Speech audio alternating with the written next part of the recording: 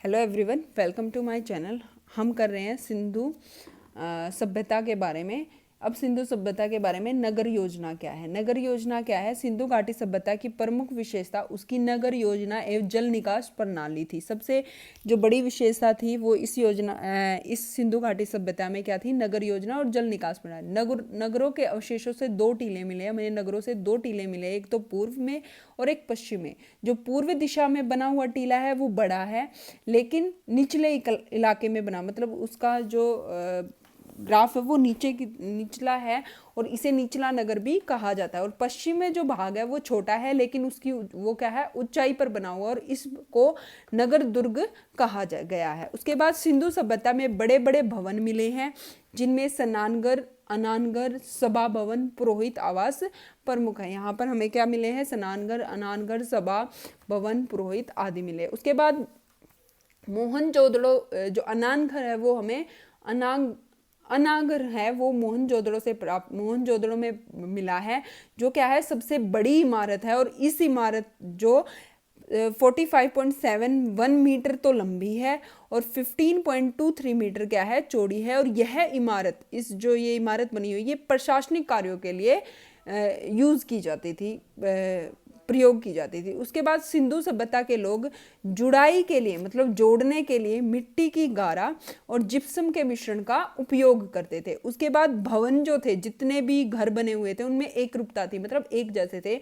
और मकान जो थे सामान्य छोटे होते थे, जिसमें 4-5 कमरे होते, मतलब एक जैसे मकान होते थे। और वो क्या होते थे? मोस्टली छोटे ही होते थे, जिनमें 4-5 कमरे होते थे। उसके बाद सिंधु सभ्यता की आर्थिक स्थिति क्या थी? आर्थिक स्थिति के बारे में सिंधु घाटी सभ्यता की अर्थव्यवस्था सिंचित कृषि, अधिशेष, पशुपालन, विभिन्न प्रकार की दक्षकारियों और आंतरिक एवं विदेशी व्यापार पर आधारित थी। मतलब ये लोग कृषि करते थे, पशुपालन करते थे, दक्षकारी करते थे और आंतरिक तथा विदेशी व्यापार भी करते थे। अब कृषि में क्या? इस सभ्यता के लोगों का कृषि के क्षेत्र में विशेष योगदान है। क्यों? क्योंकि यहाँ से हमें 2 फसलों की खेती के बारे में पता चला था। और हल का प्रयोग इसी सभ्यता की देन है, मतलब हल का जो प्रयोग है वो इसी सभ्यता में हुआ था। यहाँ पर फर्स्टली इस सभ्यता में 9 फसल उगाई जाती थी, जो क्या थी? जौ, गेहूं, राई, मटर, तिल, सरसों, चावल, कपास और बाजरा। उसके बाद सिंधु सभ्यता में कोई फावड़ा नहीं मिला है और ना ही कोई फाल मिली है। तो ये लोग क्या करते थे? लकड़ी के हल का क्या करते थे? प्रयोग करते थे। और यहाँ पर कोई नहर के भी प्रूफ नहीं मिले हैं और ना ही कोई उर्वरक, यानी कि जो खाद वगैरह है उनका प्रयोग के बारे में भी कोई प्रमाण नहीं मिले हैं, कोई प्रूफ नहीं मिले। किंतु जल संग्रह के लिए बांधों के निर्माण का साक्ष्य धोलावीरा से प्राप्त हुआ। लेकिन जो जल को इकट्ठा करने के लिए बांध जो यूज किए गए थे वो कहाँ पर मिले थे? धोलावीरा स्थान पर मिले थे। उसके बाद आता है पशुपालन। अब पशुपालन में ये क्या करते थे? जो सिंधु सभ्यता के लोग थे बहुत सारे पशुओं को पालते थे, जैसे बैल, गाय, भैंस, बकरी, भेड़, सूअर। और जो कुबड़ वाला सांड था वो इनका सबसे प्रिय पशु था। उसके बाद इस कुबड़ वाले सांड को ये पशुओं की प्रजाति में सबसे अच्छा भी मानते थे। उसके बाद कुछ पशु पक्षियों जैसे बंदर, खरगोश, हिरण, मुर्गा, मोर, तोता, उल्लू के अवशेष खिलौनों और मूर्तियों के रूप में मिले हैं, मतलब इनके खिलौने और मूर्तियां मिली हैं। तो ये जो सिंधु सभ्यता के लोग थे उनको इन पशु पक्षियों के बारे में भी जानकारी थी। उसके बाद आता है व्यापार एवं वाणिज्य, मतलब क्या क्या बिजनेस करते थे। सिंधु सभ्यता में व्यापार एवं वाणिज्य उन्नत अवस्था में से सबसे टॉप लेवल पे था। इसकी पुष्टि मोहनजोदड़ो, लोथल, हड़प्पा में पाए जाने वाले अनाज के बड़े बड़े कोटरों से, जो अन्न घर मिले हैं वो मोहनजोदड़ो से मिले हैं, तो उससे भी ये प्रूफ चलता है। और भूभाग में ढेर सारी मिट्टी की मोहरें मिली है, मतलब बहुत सारे मोहर मिली है। और मानकीकृत माप तोलों के साक्ष्य मिले, मतलब जो मापने वाली मशीन्स होती हैं, जो मापने वाले जो भी इक्विपमेंट होते हैं, उन सब के प्रूफ भी इसके अंदर मिले हैं। तो इससे हमें ये पता चलता है कि यहाँ पर व्यापार भी बहुत बड़े लेवल पे होता था। उसके बाद व्यापार की 2 कैटेगरी डिसाइड थी, एक तो आंतरिक, एक बाह्य। आंतरिक सिंधु सभ्यता के क्षेत्र के भीतर व्यापार होता था। वे क्षेत्र कौन कौन से थे? कर्नाटक, राजस्थान, गुजरात और बलूचिस्तान। और बाह्य व्यापार में क्या होता था? जो उनकी सीमा थी उस क्षेत्र से बाहर व्यापार होता था, जिसमें मेसोपोटामिया, अफगानिस्तान, फारस की खाड़ी और मध्य एशिया के क्षेत्र क्या थे, शामिल थे। और पुरालेखों में 2 मध्यवर्ती व्यापार केंद्रों के बारे में बताया गया है। जो पुरालेख है, जो हमारे लेख हैं, उनमें भी मध्यवर्ती व्यापार केंद्रों के बारे में बताया गया था। जो केंद्र कौन कौन से थे, दिलमन और मकान। और जो जितना भी व्यापार होता था वो वस्तु विनिमय प्रणाली के अंतर्गत होता। वस्तु विनिमय प्रणाली क्या, कि अगर हम कोई वस्तु खरीद रहे हैं तो उसके बदले में वस्तु दे रहे हैं, मुद्रा नहीं दे रहे, पैसे नहीं दे रहे, हम क्या कर रहे हैं, वस्तु के बदले में वस्तु दे रहे हैं, तो वो क्या है, वस्तु विनिमय प्रणाली। उसके बाद निर्यात किन किन चीज़ों का होता था, सोना, तांबा, टिन, चांदी, सेलकड़ी, नील रतन, शिलाजीत और गोल्ड का। और आयात किन किन चीज़ों का होता था, सीप की वस्तुएं, कपास, तांबा, सूती कपड़ा, मिट्टी के बर्तन, सोना, अनाज, मसाले, इन सब चीज़ों का क्या होता था, आयात होता था। और मुख्य जो व्यापारिक नगर थे, जो बिजनेस के लिए जो नगर थे, वो कौन कौन से थे, और बंदरगाह कौन सी थी, भगतराव, डाबरकोट, मुंडीगाक, प्रभास पाटन, बालाकोट और मालवन, ये सारी बंदरगाह थी जहाँ पर व्यापार होता था। उसके बाद हिंदू सभ्यता की सामाजिक स्थिति क्या थी, समाज की इकाई परंपरागत तौर पर परिवार थी। जो यूनिट है समाज की वो क्या थी, परिवार थी। और इसके अंदर जो ये समाज है वो कई वर्गों में बांटा गया था, जैसे पुरोहित वर्ग, व्यापारी वर्ग, अधिकारी वर्ग, शिल्पी वर्ग, जुल्हे और श्रमिक वर्ग। इन सब वर्गों में हमारे समाज को सिंधु सभ्यता सिंधु घाटी सभ्यता के बारे में बांटा गया था। उसके बाद दस्तकारों में जो हाथ से चीजें बनाते थे उसमें कुंभकारों को समाज में विशेष स्थान में, जो दक्षकार थे उनमें जो कुंभकार थे उनको क्या था, एक अच्छा स्थान मिला हुआ था। उसके बाद ये भोजन और वस्त्र, क्या भोजन करते थे, क्या वस्त्र पहनते थे। जो सिंधु सभ्यता के लोग थे वो मांसाहारी भी थे और शाकाहारी भी थे, दोनों थे। और गेहूं, जौ, खजूर तथा भेड़, सुअर, मछली का मांस ये लोग खाते थे। और बर्तन किस चीज के यूज होते थे, मिट्टी और धातु के बने हुए कलश, थाली, कटोरे, गिलास, चम्मच का प्रयोग ये लोग करते थे। और वस्त्र में क्या पहनते थे, सूती और ऊनी दोनों प्रकार के ये वस्त्र पहनते थे। और जो पुरुष और स्त्री हैं, मतलब जो आदमी और औरत है, वे दोनों ही आभूषण पहनते थे।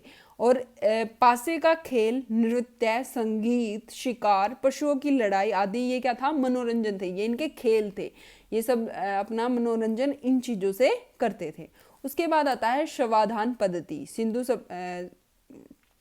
जो सिंधु सभ्यता है, सिंधु सभ्यता के लोग हैं, उनमें शवाधान पद्धति 3 टाइप की थी, पूर्ण, आंशिक और दाह संस्कार।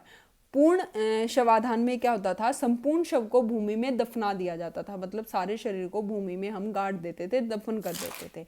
उसके बाद आता है आंशिक शवाधार। इसमें क्या था, पशु पक्षियों के खाने के बाद अवशेष को भूमि में दफना, पहले उस शरीर को पशु पक्षियों के लिए छोड़ दिया जाता था और पशु पक्षी उस शरीर को खा लेते थे। उसके बाद जो भी हड्डियां बचती थी उनको क्या कर दिया जाता था, दफना दिया जाता था भूमि में। उसके बाद दाह संस्कार।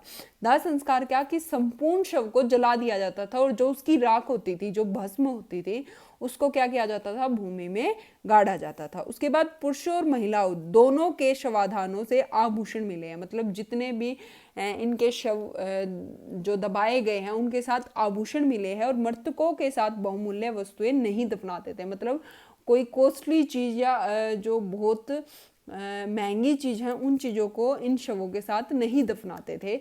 और उसके बाद हड़प्पा दुर्ग के दक्षिण पश्चिम में स्थित कब्रिस्तान को एच कब्रिस्तान का नाम दिया गया है। जो हड़प्पा दुर्ग के दक्षिण में जो दक्षिण पश्चिम में जो कब्रिस्तान है उसको हम एच कब्रिस्तान के नाम से जानते थे। अब वहाँ की लिपि क्या थी, इन लोगों की लिपि क्या थी। सिंधु लिपि में 65 मूल चिन्ह तथा 375 से 400 तक चित्राक्षर थे, मतलब चित्र से बने हुए अक्षर थे। और प्रत्येक अक्षर की ध्वनि भाव या वस्तु का सूचक था, कि हर एक जो अक्षर है वो या तो किसी ध्वनि भाव का सूचक था या किसी वस्तु का सूचक था। और ये जो लिपि थी ये दाई से बाई ओर और पुनः बाई से दाई ओर लिखी जाती थी, मतलब दाई से हम बाई ओर लिखते थे और उसके बाद फिर नीचे वाली लाइन में बाई से दाई ओर लिखते थे। ये नहीं था कि हम दाई से बाई लिख रहे फिर दाई से बाई लिख रहे, क्या पहले दाई से बाई फिर नीचे आते थे, जब नेक्स्ट लाइन में आते थे तो बाई से दाई लिखी जाती। तो इस पद्धति को हम बोस्ट्रोफेदन कहा जाता है। और लिपि में जो ये लिपि है इन लोगों की, इसमें सबसे ज़्यादा यू आकार का और मछली के चिन्ह का प्रयोग किया गया है। और उसके बाद इस लिपि के अंदर जो सबसे बड़ा अभिलेख है उसमें 26 चिन्ह हैं और यह लिपि आज तक पढ़ी नहीं जा सकी। मोस्ट इम्पोर्टेंट पॉइंट, जो हड़प्पा संस्कृति है, जो सिंधु सभ्यता है, उसकी जो लिपि है वो आज तक पढ़ी नहीं जा सकी है। उसके बाद आता है मापतोल।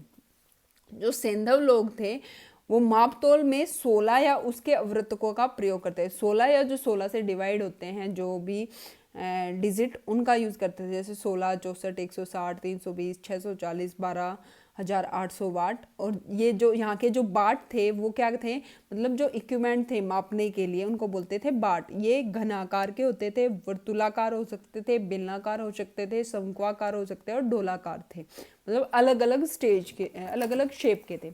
उसके बाद आता है मुहर। मोहर या मुहर। मुहरे बेलनाकार, वर्गाकार, आयताकार एवं वृत्ताकार रूप में मिलती हैं, मतलब बेलन के आकार में भी, वर्ग के आकार में भी, आयत के आकार में भी और वृत्त के आकार में भी मिलती थी। और मोहरों पर एक श्रृंगी बैल, भैंस, बाघ, गैंडा, हिरण, बकरी और हाथी के चित्र बने हुए थे। और सबसे ज़्यादा जो मोहरें थी वो चौकोर आकृति की थी और ये सबसे ज़्यादा जो मोहरें थी वो मोहनजोदड़ो से मिली है। उसके बाद आता है धार्मिक स्थिति क्या थी। सिंधु सभ्यता के लोग मानव, पशु और वृक्ष तीनों रूपों में ईश्वर की उपासना करते थे, मतलब वो मानव को भी पूजते थे, पशु को भी पूजते थे और वृक्ष को भी पूजते थे।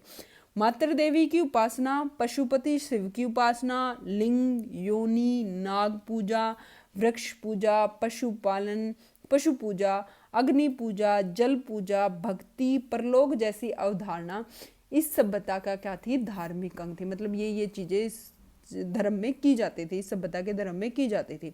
और जो पशुओं में कुबड़ वाला सांड होता था वो सबसे ज्यादा पूजनीय था। वही हमने पहले भी पढ़ा था, जो कुबड़ वाला सांड है उसको वो ज्यादा प्रिय मानते थे। क्यों मानते थे? क्योंकि वो उसकी पूजा करते थे।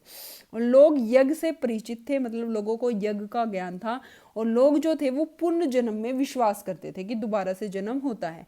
और इस सभ्यता में लोग तंत्र मंत्र और भूत प्रेत में भी विश्वास रखते थे।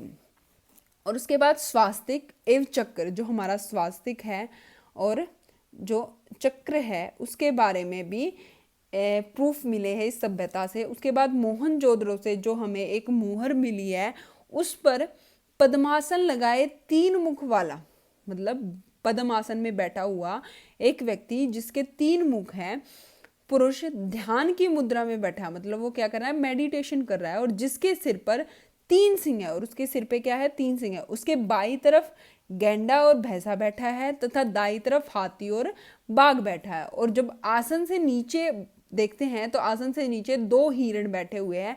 इसे पशुपति शिव का आद्य रूप माना गया है। इस ये जो मुहर पे जो ये आकृति बनी हुई है इसे हम पशुपति शिव का आद्य रूप मानते हैं। उसके बाद आता है सिंधु सभ्यता का पतन। अब सिंधु सभ्यता का पतन का मतलब ये नहीं है कि वो जो सभ्यता है वो खत्म हो गई है। यहाँ पर उसके पतन का मतलब क्या है कि सभ्यता की समाप्ति ना होकर सभ्यता का रूप परिवर्तन हो जाता है। मतलब उसका जो रूप होता है, जैसे वो नगरीय क्षेत्र में आई थी तो वो वापस क्या जाती है, ग्रामीण क्षेत्र में चली जाती है। इस सभ्यता के पतन के लिए कोई एक कारक जिम्मेदार नहीं है, उत्तरदायी नहीं है। हर अलग अलग स्थान के लिए अलग अलग कारक उत्तरदायी है। जैसे सिंधु सभ्यता जो थी वो आंतरिक तथा बाह्य व्यापार दोनों के संतुलन पर आधारित थी, मतलब वो आंतरिक व्यापार भी करती थी और बाह्य व्यापार भी करती थी और उन दोनों के संतुलन पर, बैलेंस पर आधारित थी। जब संतुलन टूट गया तो इस सभ्यता का क्या हो गया, पतन हो गया। उसके बाद पतन के संबंध में अलग अलग विद्वानों ने अलग अलग अपने मत दिए। जैसे गार्डन, चाइल्ड एवं हिटलर ने बोला है कि बाह्य आक्रमण हुआ और आर्यों का आक्रमण हुआ जिससे ये सभ्यता क्या हो गई, पतन, इस सभ्यता का पतन हो गया, समाप्त हो गई।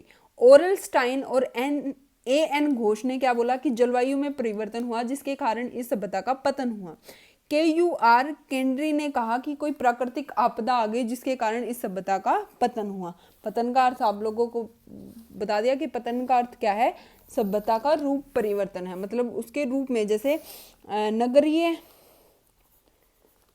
क्षेत्र से वो क्या वापस से ग्रामीण क्षेत्र में चली गई। अब हमने सिंधु सभ्यता के बारे में पढ़ा। अब सिंधु सभ्यता से हमें क्या क्या मिला है, क्या क्या की चीजें मिले। सिंधु सभ्यता ने भारतीय धर्म, कला कौशल, रहन सहन, लिपि, दशमलव प्रणाली पर आधारित मापतोल प्रणाली, मातृ देवी, शिव, वृक्ष पूजा के बारे में, योग के प्रचलन के बारे में, पशुओं का धार्मिक महत्व की हर एक पशु का धार्मिक, क्योंकि वो पशुओं की भी पूजा करते थे, तंत्र मंत्र का प्रयोग करना, आंतरिक और बाह्य व्यापार, वेशभूषा, रहन सहन, इन सब चीज़ों की जो देन है वो हमें कहाँ से मिली है, सिंधु सभ्यता थे। तो ये हमारा क्या है, जनरल साइंस का टॉपिक था, सिंधु सभ्यता, इंडस वैली। Thank you.